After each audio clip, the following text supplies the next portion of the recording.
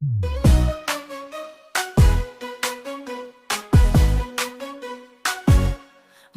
bergerak bersama guru penggerak, menebar manfaat bagi pendidikan merdeka. Lekas bergerak dalam pendidikan penggerak, ciptakan generasi unggul penopang bangsa. Mari bergerak, lekas bergerak, dan selalu menggerakkan.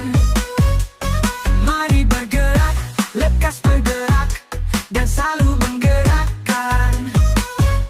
Mari bergerak bersama guru penggerak, menebar manfaat bagi pendidikan merdeka. Lekas bergerak dalam pendidikan penggerak. Assalamualaikum warahmatullahi wabarakatuh. Waalaikumsalam warahmatullahi wabarakatuh. Selamat pagi Pak Tantra. Selamat pagi Bu Reni. Bagaimana kabarnya hari ini Pak? Alhamdulillah hari ini sesuai dengan suasana di luar yang cerah. Saya pun insya Allah baik-baik saja. Iya, alhamdulillah. Sebelumnya saya ucapkan terima kasih ya Pak ya.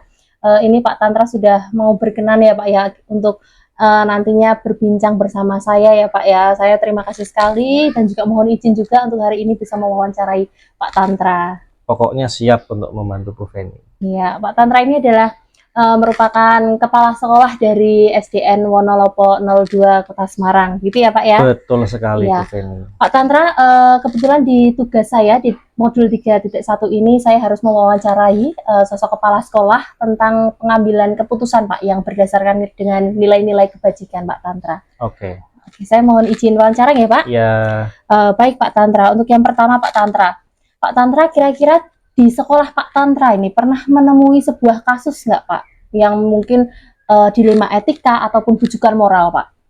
yang jelas ketika di suatu organisasi, dalam hal ini sekolah ya Bu ya, pastinya bahkan sering kita menemukan beberapa kasus yang mungkin tergolong antara dilema etika ataupun bujukan moral gitu.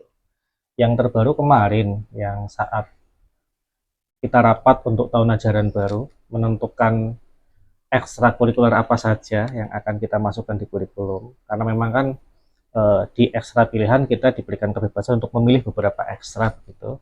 Nah, masukan dari beberapa guru, pertimbangannya banyak itu kan ya bagus semua, tapi kan kita harus memilih mana yang benar-benar cocok dan pas untuk apa namanya ya, karakter sekolah kita. Walaupun semuanya benar, semuanya bagus, tapi kan kita harus dihadapkan pada pilihan yang memang agak berat, itu yang dilema etika.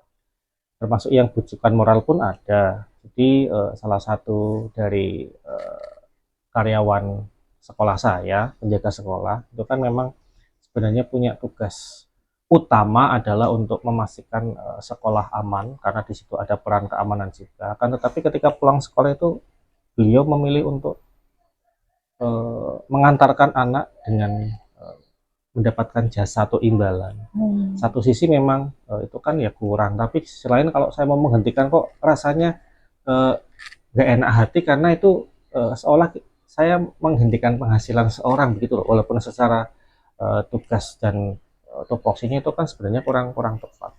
Di antaranya mungkin seperti itu. Oh iya, jadi memang ada beberapa kasus ya Pak ya yang terjadi Iya. di Pak Tantra ya Pak ya.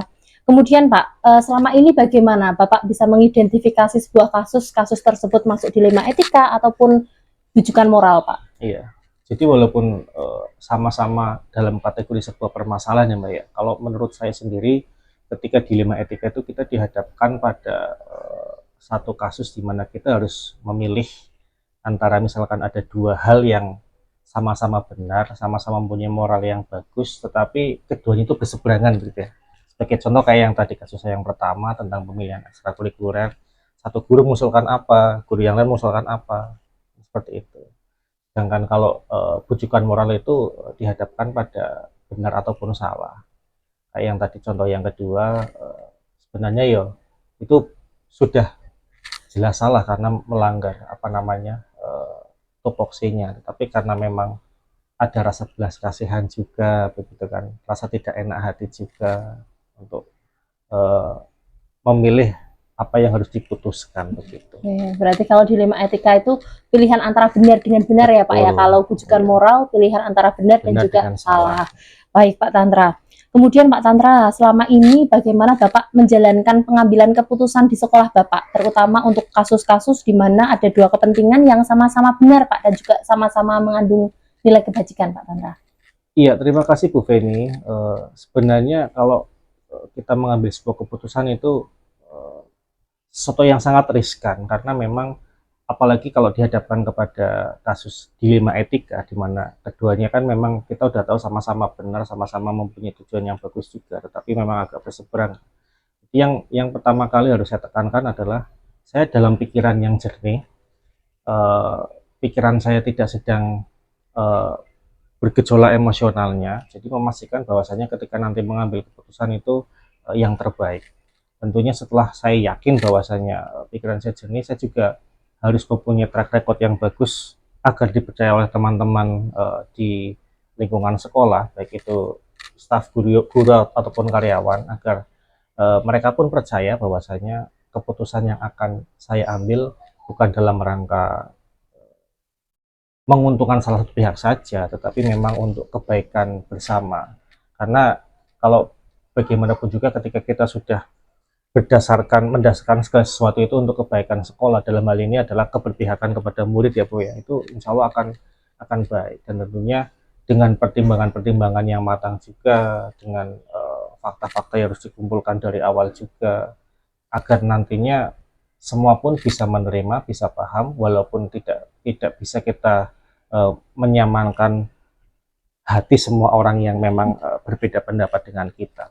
Ya, intinya harus benar-benar dalam kondisi yang baik, dalam apa namanya ya, dalam diskusi ataupun obrolan yang baik juga dengan pihak-pihak yang memang akan terlibat dan akan mendapatkan apa namanya ya, dampak dari keputusan tersebut.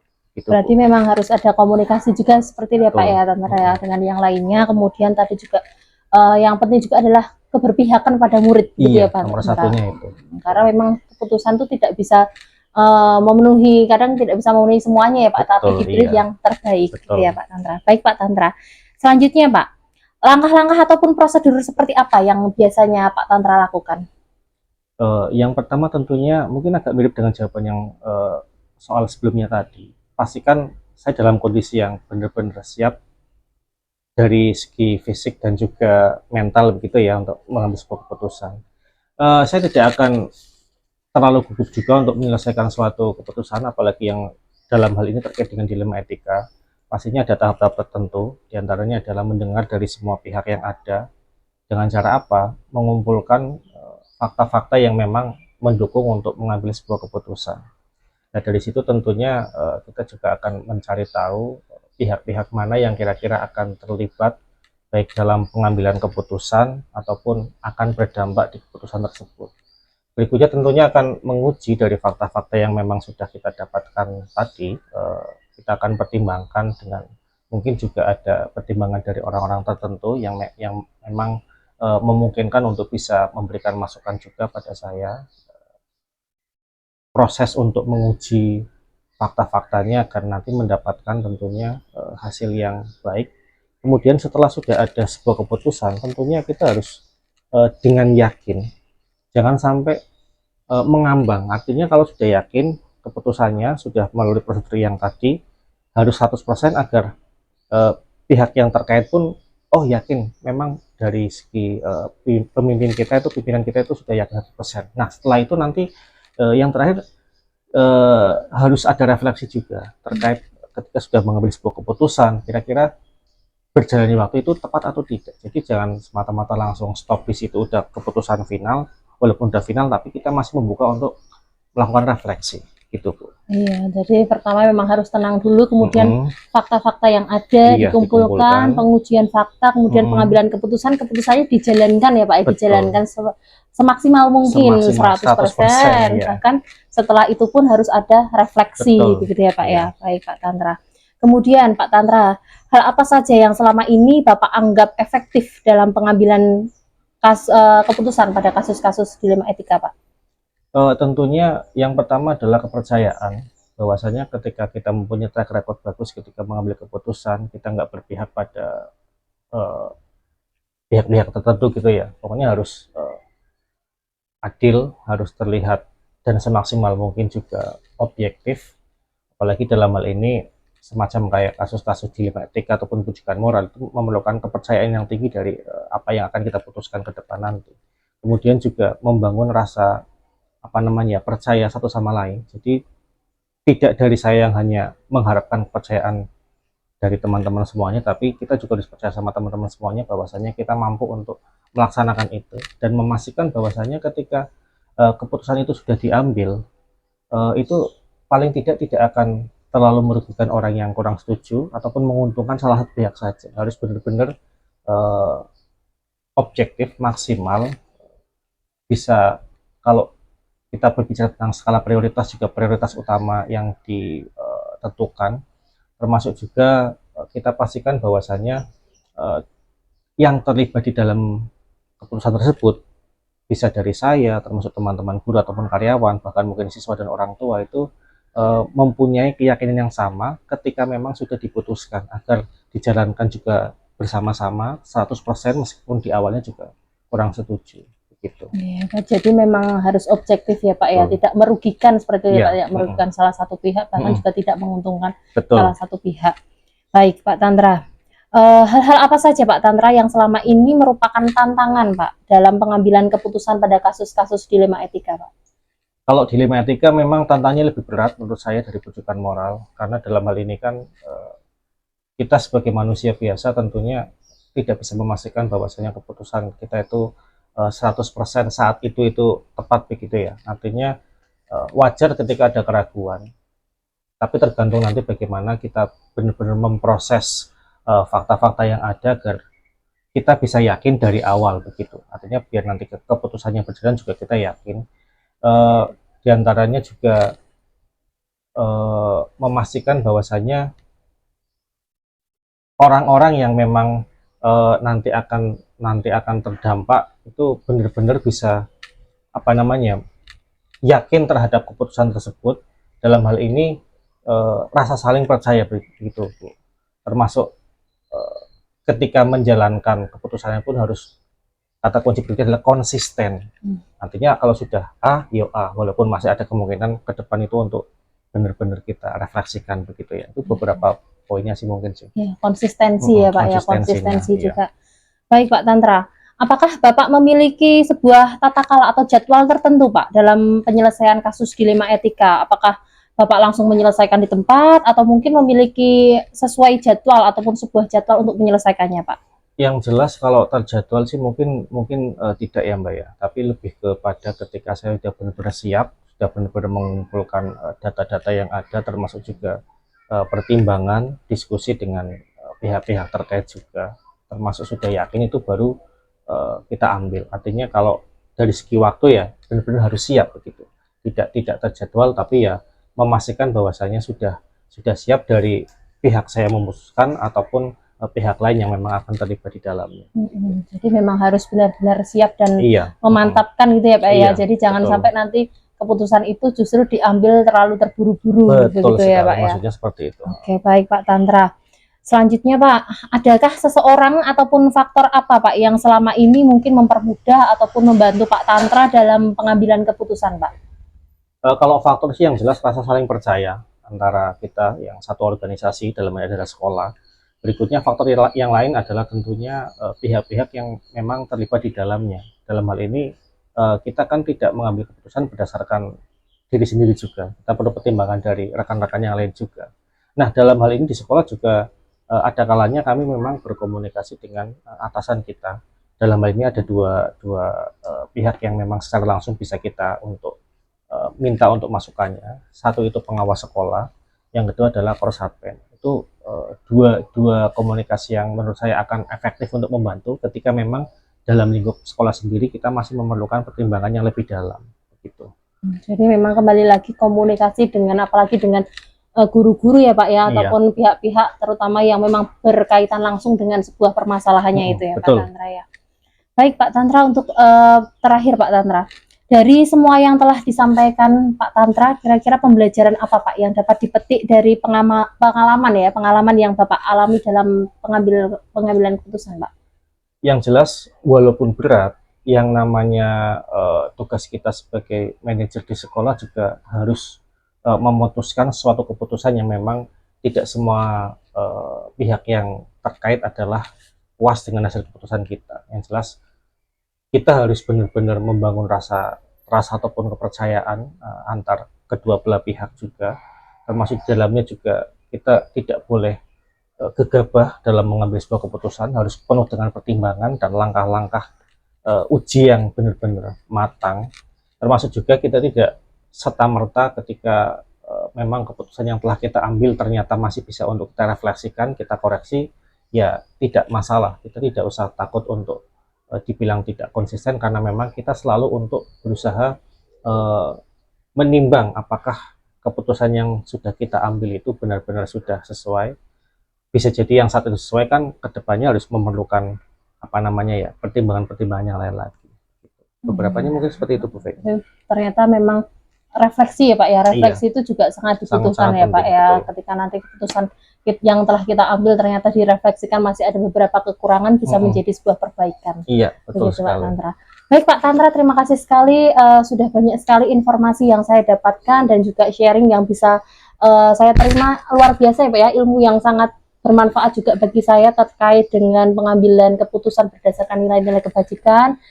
Semoga kedepannya Pak Tantra selalu sehat, semangat, dan juga selalu bisa memberikan yang terbaik untuk sekolahnya Pak Tantra. Amin. Gitu. Ya, Amin. terima kasih doanya Ya. Bu Feni, doa terbaik juga untuk Bu Feni, semoga menyelesaikan segala tahapan-tahapan ini di tugas-tugasnya dengan baik, agar nanti ilmu-ilmu yang didapatkan di pembelajaran ini bisa diterapkan di kemudian hari ketika memang sudah dibutuhkan. Gitu. Iya, terima kasih Pak Tantra. Ya, terima kasih Bu Feni. Assalamualaikum warahmatullahi wabarakatuh. Waalaikumsalam warahmatullahi wabarakatuh.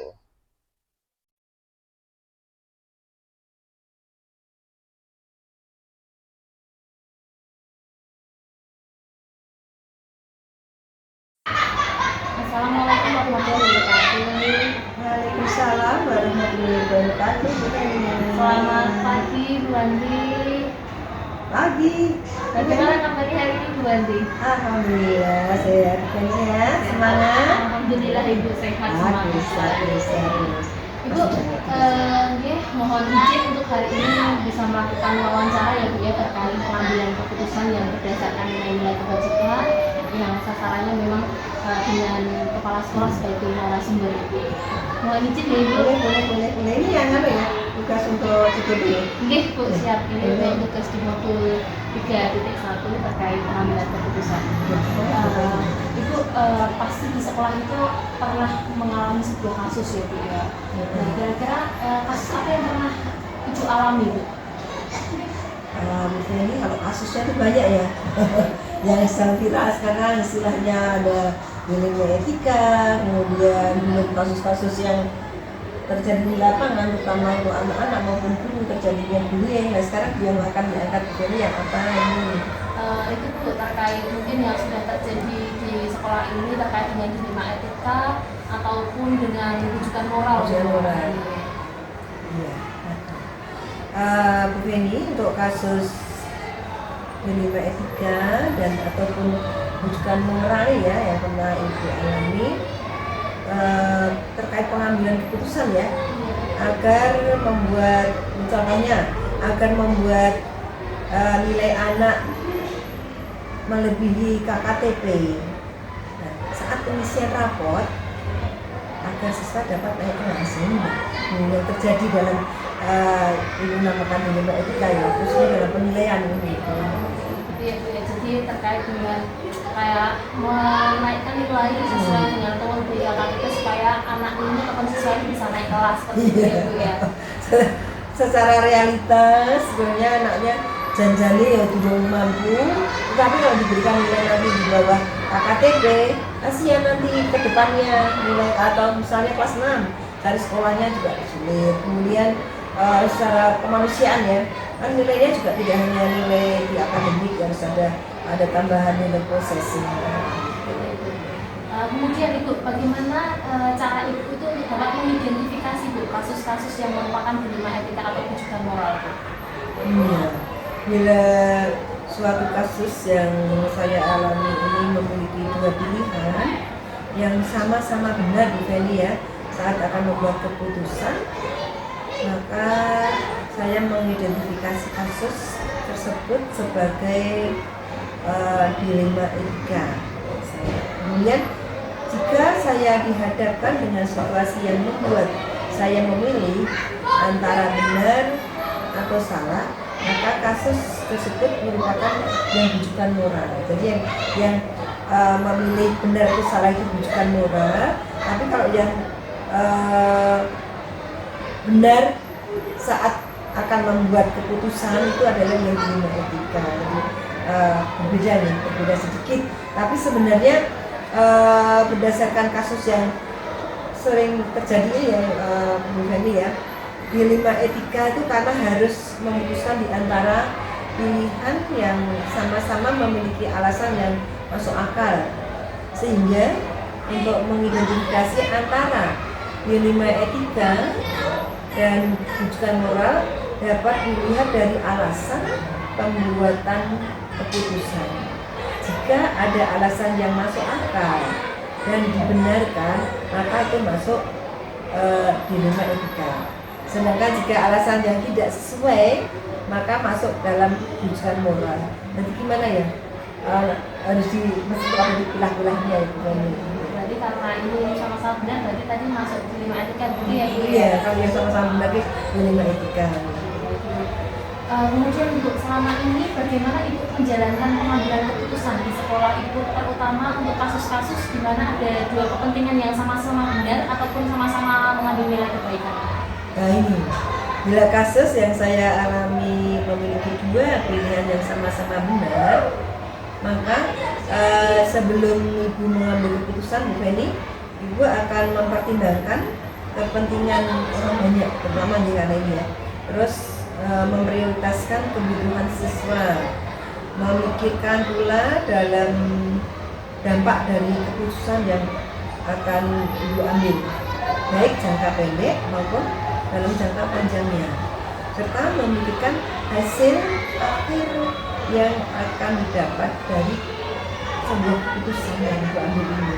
Nah, selain itu, Ibu juga mengajak guru-guru untuk bermusyawarah. Ini penting Mbak Bu Feni, karena kadang masukan dari Bapak Ibu guru kan bisa mempengaruhi atau menambah dalam mengambil keputusan ya, dan dapat menambah masukan-masukan sehingga keputusan yang diambil ini bisa ya setidaknya bisa benar gitu loh.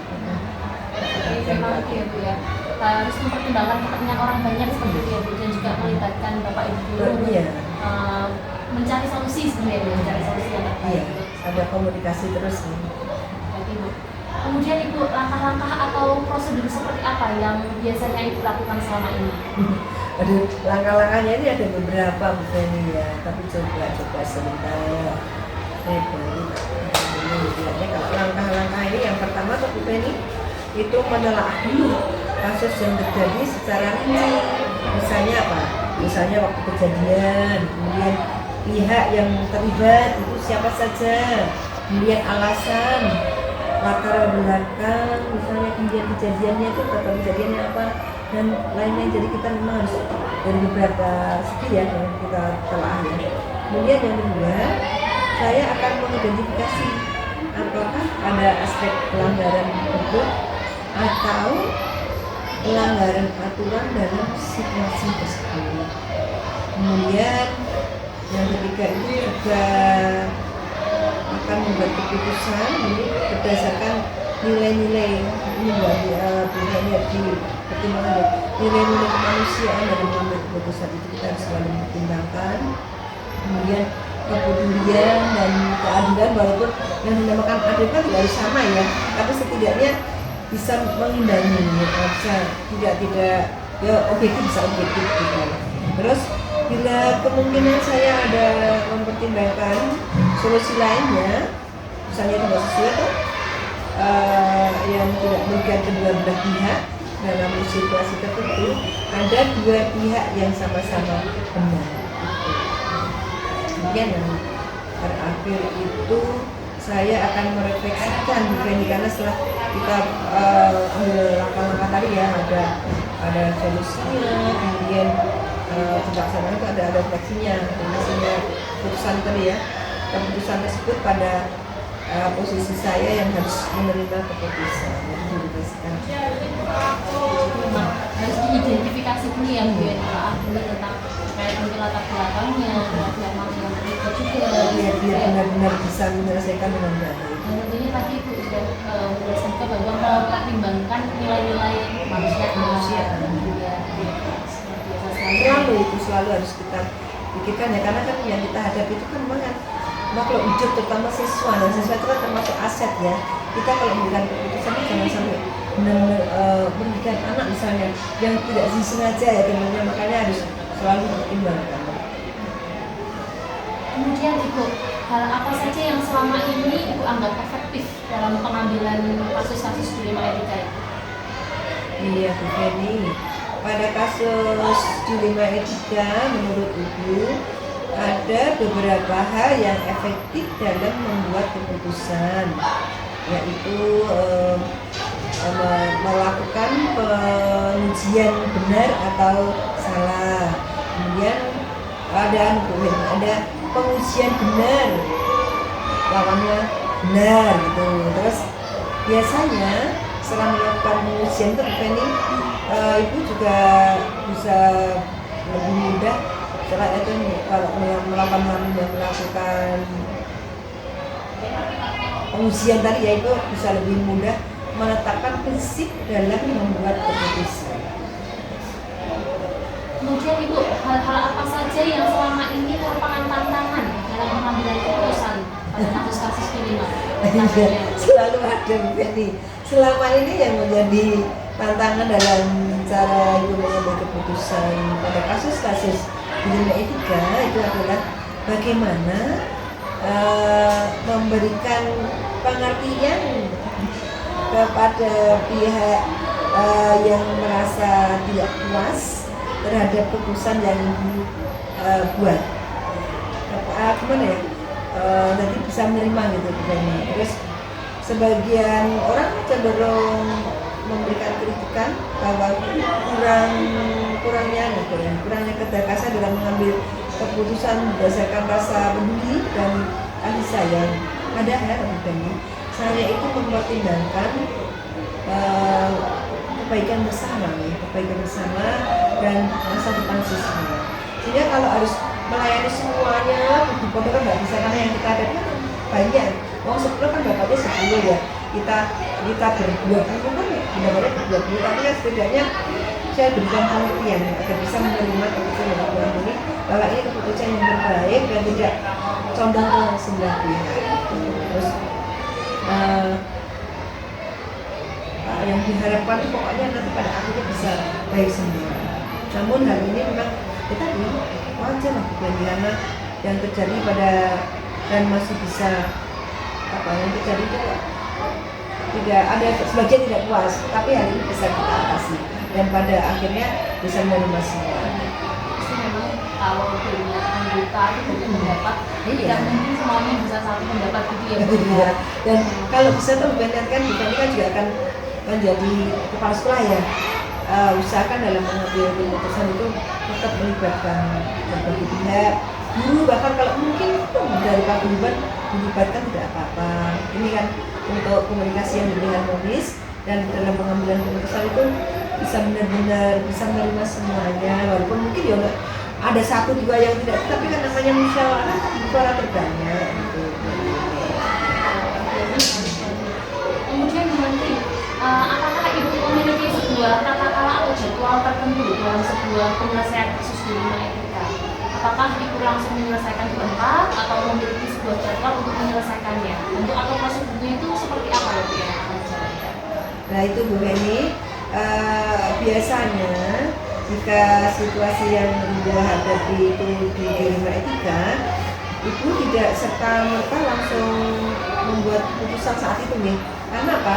Ibu harus sama Bu Heni, harus menelaah dulu kasus yang terjadi itu, Ibu rinci dengan mengumpulkan fakta. Kemudian dari pihak yang terlibat juga Ibu lihat. Terus informasi lainnya yang mungkin bisa saya butuhkan untuk mengambil keputusan.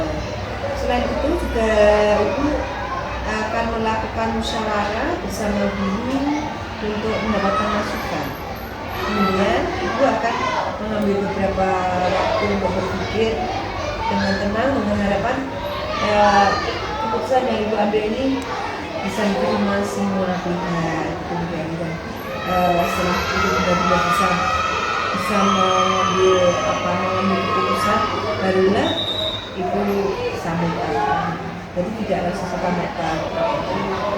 Ketenangan juga ya Bu ya untuk proses berpikir mempertimbangkan seperti itu ya Nanti Bu kalau ya. badut-badut ternyata kasih semua ya tidak, ya harus memang ada masalah itu berarti ada yang harus diteruskan langsung di saat itu, ada juga yang harus butuh pemikiran karena memang jangan sampai keputusan yang kita ambil itu merugikan, ya setidaknya bisa diterima dari segala pihak dan menjadi baik semuanya. Kemudian Bu, apakah seseorang atau faktor apa yang selama ini mempermudah atau membantu Ibu untuk pengambilan keputusan dalam kasus di rumah ini? Iya, benar. Yang biasa membantu atau mempermudah dalam pengambilan keputusan itu adalah ya pertama dari Bapak Ibu guru, rekan-rekan guru itu kita libatkan karena memang kan Bapak Ibu guru itu mitra kita kerja ya, dan jadi selalu kita libatkan.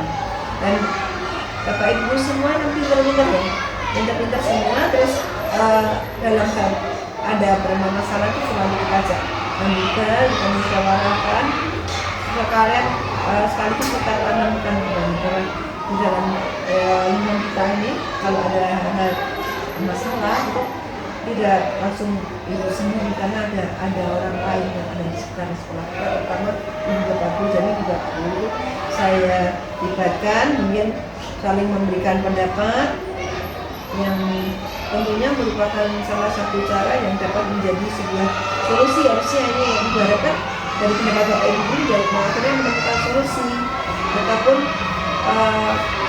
menjadikan kita yang terbaik. Jadi sehingga kalau nanti ada apa-apa Bapak Ibu bisa tahu, oh ini ada kejadian ini, jangan kaget karena semua diambil keputusan oleh kepala sekolah. Tapi tidak, sebaiknya bukan juga begitu. Jangan putuskan sendiri karena sekolah itu, kepala sekolah itu sesuai apa? Mengelola, jadi tidak milik kita sendiri, semuanya dilibatkan. Melibatkan ya Bu ya. Teman-teman itu harus dilibatkan. Harus kita melibatkan secara aktif gitu ya Bu ya, untuk selalu memberikan masukan yang Dan sensitif. insya Allah kalau diajak kita itu senang karena kan buang deh. Iya, dan nantinya Bapak Ibu juga akan diterapkan di kelas. Kalau ada apa-apa pun bisa diajak bermusyawarah karena secara tidak langsung kita memberikan contoh. Bisa juga menjadi teladan ya Bu ya. Iya, ya secara nggak langsung itu begitu. Terapkan di kelas. Baik Ibu, kemudian Bu dari apa yang telah Ibu sampaikan ini, pembelajaran apa Bu yang dapat Ibu petik dari pengalaman Ibu tentang pengambilan keputusan di PK? Wow, banyak Feni, banyak hal yang dapat Ibu pelajari dari pengalaman dalam mengambil keputusan. Yang Ibu pelajari bahwa dalam kasus di Lima Etika memang tidak ada keputusan yang betul-betul sempurna Bu Feni. Suatu keputusan pasti memiliki kekurangan maupun kelebihan masing-masing. Tapi kita tetap harus memutuskan ya. Dan maka untuk membuat keputusan hendaknya kita tadi memiliki prinsip yang didasari nilai-nilai kebajikan yang luhur sehingga tidak menyakitkan sepihak. Misalnya contohnya ini begini, kalau orang ngasorke gitu, berarti yang kita misalnya mengambil keputusan itu yang merasa tidak cocok itu ya bisa langsung menerima, dia merasa dipakai gitu. Kembali lagi ya, semua keputusan itu pasti harus mempertimbangkan juga nilai-nilai kebajikan. Pasti bukannya itu terutama nilai-nilai kebajikannya, kebaikan-kebaikannya. Ya meskipun mereka memang suatu keputusan pasti ada kekurangan dan kelebihannya Bu ya, pasti juga sudah dipertimbangkan itu adalah yang terbaik ya Bu ya. Karena tadi kita tidak bisa melayani semuanya, kan 10 orang kan pendapatnya nggak sama. Ada keputusan itu kan terhadap kita ketemu ambil terbanyak ya. Ada 1-2 ya, dan 10 ada 2 orang yang tidak setuju. Tapi setidaknya kan mendekati sehingga kok kita benar-benar bisa yang bermain. Bu, luar biasa sekali ini obrolan kita pagi hari ini ya Bu ya. Ini juga menambahkan informasi dan juga pengetahuan pada saya tentang bagaimana sih cara pengambilan keputusan yang tentunya didasarkan pada nilai-nilai kebajikan berdasarkan pengalaman yang telah Ibu terapkan di sekolah ini. Amin, alhamdulillah Bu Feni, semoga ini benar-benar bisa mendapat dari masukan Bu Feni, dan nantinya kan Bu Feni kan tidak dengan adanya CGP ini kan memang regulasinya dari pemerintah ya untuk para kepala sekolah kan melalui guru penggerak, semoga nanti Bu Feni bisa menjadi kepala sekolah yang baik, makanya yang the best, dan berkurang pintar ngomong temannya, pintar pula melayani atasan, pintar melayani wali murid, pintar mengelola hati anak-anak. Terima kasih sekali lagi Bu atas obrolan yang berkualitas sekali hari ini. Terima kasih ya Bu Berli. Terima kasih banget, Feni.